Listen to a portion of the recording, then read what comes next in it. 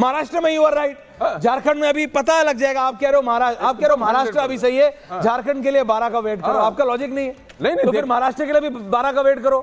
तो आपने क्यों इतनी जल्दी ईवीएम का रोना रो दिया? आपने थोड़ी देर रुक जाते। तो मैंने सही कहा, आपने पहले रो दिया ईवीएम का। फंस गए।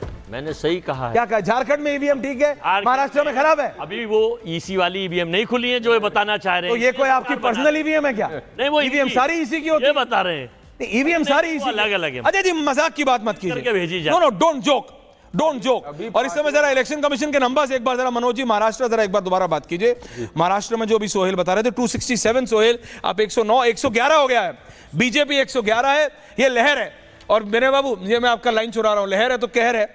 111 बीजेपी, शिवसेना 58, यानी एकनाथ शिंदे से 58, अजीत पवार एनसीपी 35 पे है, कांग्रेस 20 पे है, उद्धव ठाकरे 18 पे हैं, एनसीपी शरद पवार 9 पे हैं, इंडिपेंडेंट 4 पे हैं, एआईएमआईएम 2 पे है, जन स्वराज पार्टी 2 पे है और others are at 8। Maharashtra Manoj ji Maharashtra देख रहे हैं व्हाट वर्क? देखिए महाराष्ट्र में पहले भी हम लोगों ने बताया था कि बिगर एकनाथ शिंदे या फिर देवेंद्र फडणवीस, कौन है बड़ा?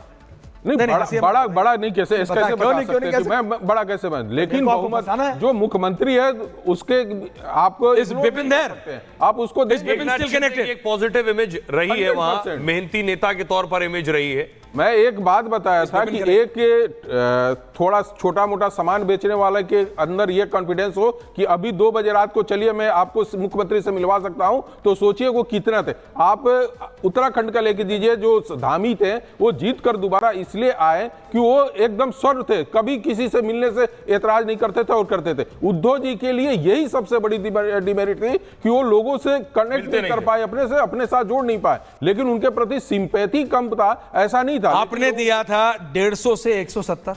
हाँ, जो इस समय मूड लग रहा है, इलेक्शन कमीशन अगर मैं मानूं झारखंड के हिसाब से, झारखंड में आपका हो गया उल्टा, महाराष्ट्र में ये 150 तक जा सकता है सोहेल, 150 तक दे कैन टच। परीक्षित तो कितना 207 दे रहा है, लेकिन मैं कह रहा हूं anywhere between 150 to 170 is a reality. पार हो गया है, तो पार हो चुका है 150 से 180 पार हो गया वो। 111 बीजेपी है। हाँ, नहीं एब्सोल्युटली, मैं तो पर आप कह रहे हैं रिजल्ट्स में 150 प्लस हो सकता है। और इस वक्त उन्हें अब एनसीपी अजीत पवार की भी जरूरत नहीं है। ये नहीं कह रही हूं मैं कि उनको अलग कर दिया जाएगा, बहुत से लोग ये कह रहे थे कि बहुत सी डिमांड्स उस तरफ से आ सकती है, अब उन डिमांड्स का लेकिन एक बात बता देता हूं कि यदि जो आपने प्रश्न किया कि एकनाथ शिंदे को क्या बीजेपी बनाएगी, यदि एकनाथ शिंदे पे बीजेपी को डाउट है तो उद्धव ठाकरे बनने में देर नहीं लगाएंगे।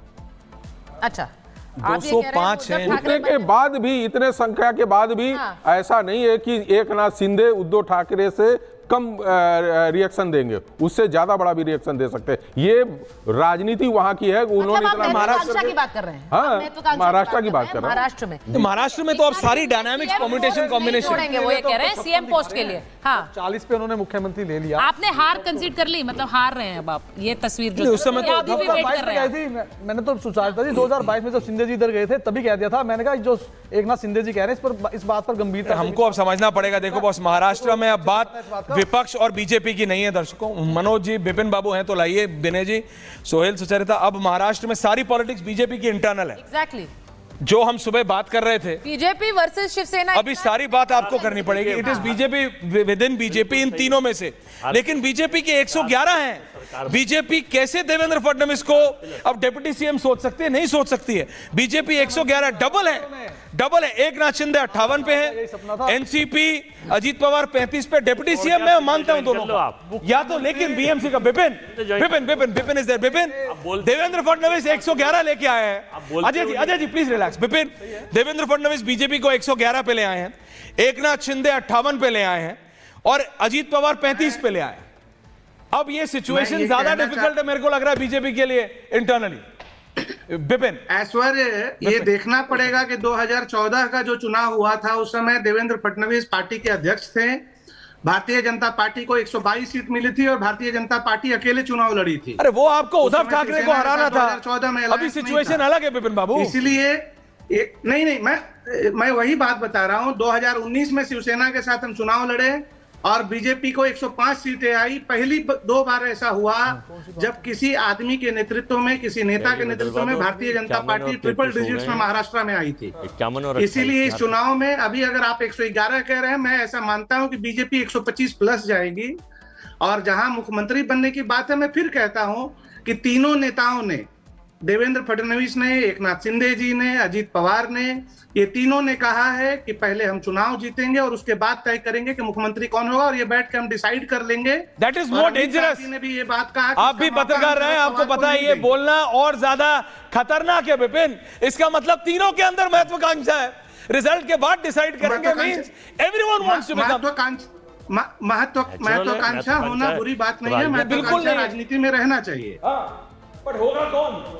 शिंदे ही होंगे।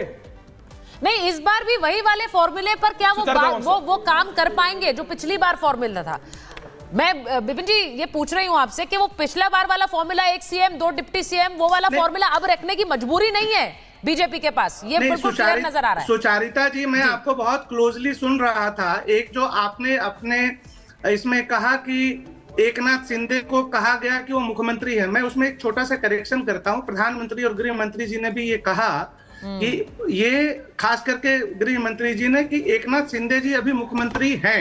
हाँ। लेकिन नया मुख्यमंत्री कौन होगा ये चुनाव के बाद तीनों पार्टियां बैठ के डिसाइड करेंगी। ये मुझे लगता है उस बात को ऐड करना चाहिए। दूसरा है कि एक बहुत बड़ा क्षण है जहां पे महाराष्ट्र में भारतीय जनता पार्टी और अलायंस जीत के आ रही है। ये बेसिकली पालघर के साधुओं के लिए एक जस्टिस हुआ है उनके साथ। ये मुंबई जैसे शहरों में जिसको 100 करोड़ रुपए की फिरौती के लिए बेचा गया था, उसके साथ न्याय हुआ है। वो सब ठीक है विपिन बाबू, कम टू द पॉइंट। मुख्यमंत्री कौन है?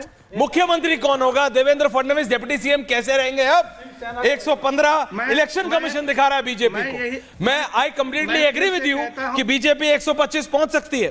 288 में से 276। पिछली बार उद्धव ठाकरे के साथ लड़ाई सीटों की ही थी कि सीट बिगर पार्टनर होते हुए उद्धव ठाकरे कैसे सीएम बन सकते हैं। अब ये वाली लड़ाई पर उद्धव ठाकरे अलग हो गए थे।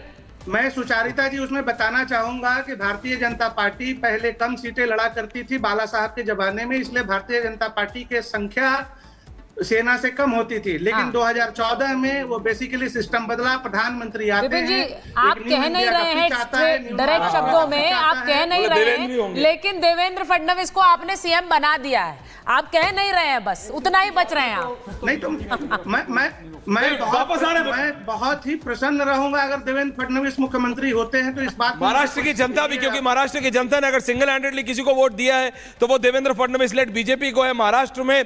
और देवेंद्र फडणवीस वहां पे, उसका प्रधानमंत्री ने स्पेशल स्ट्रेस दिया महाराष्ट्र में, उसका भी। और प्रधानमंत्री का जो स्पेशल सपोर्ट देवेंद्र फडणवीस को रहता है वो कोई सीक्रेट नहीं है, इट्स अ नोन सीक्रेट। हमारी साथी सलोनी के पास चलते हैं। सलोनी, चलिए अब आपको बता देते हैं जिसका एनालिसिस हम कर रहे हैं अभी महाराष्ट्र में क्या स्थिति है तमाम पार्टियों की, क्योंकि एमवीए वर्सेस महायुति का जो जंग है, ये देखिए एमवीए जहां पर 55 सीटों पर यहां अटकती दिखाई दे रही, वहीं महायुति 211 तक पहुंच गई और अपडेटेड आंकड़े आपको बता रहे हैं 214 तक पहुंच चुकी है। और इसमें बीजेपी यहां लीड कर रही है, बड़े भाई की भूमिका में भारतीय जनता पार्टी दिखाई दे रही है। और अगर अन्य की बात करें तो 19 सीटें अन्य की ओर जाती हुई दिखाई दे रही हैं, बढ़त अन्य को भी दिखाई दे रही है। ऐसे में आप क्लियर यहां पर देख पा रहे हैं कि मैंडेट क्या आ रहा है। ये मैंडेट बता रहा है कि यहां पर महायुति की सरकार बनने की पूरी चांसेस है। और चलिए मुंबई की बात कर लेते हैं, मुंबई की अब बात कर लेते हैं। मुंबई में महायुति को 25 सीटें यहां पर बढ़त मिलती दिखाई दे रही है, महाअघाड़ी 9 सीटों पर सिमटती दिखाई दे रही है,